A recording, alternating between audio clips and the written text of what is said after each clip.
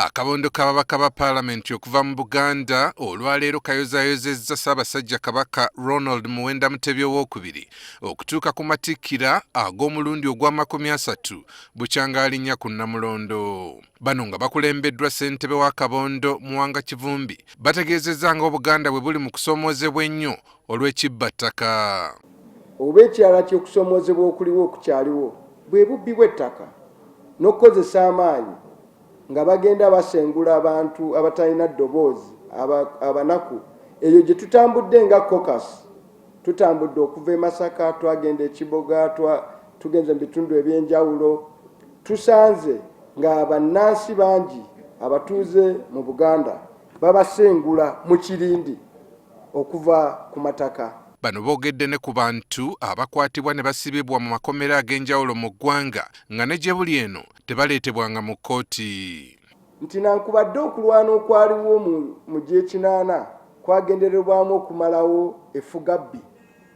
Weetwogerera wano abaami n'abazaana ba Ssaabasajja Kabaka n'abaana abato bangi bali mu makomera gye basibiddwa nga babasibidde. Abamu tebamanyi, abamu battiddwa n'okuttibwa mu ngeri etategerekeka nga n'abe oluusi nga bavuddeyo buvi olw'okulwanira eddembe lyabwe lye bakkiririzaamu.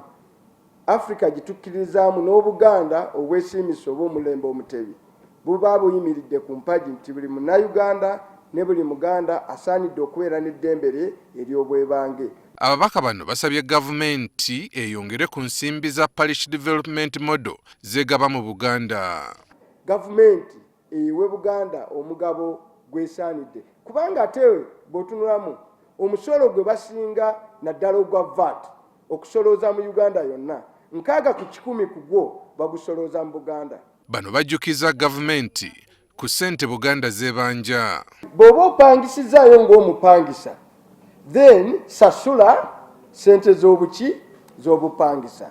Ezo ze baabala bagenda ozibala nga ziweredde ddala bilioni 218. Ne ku zo kwaliko ezimu nga ne kkooti yalagira basasule nga ziri bilioni 50.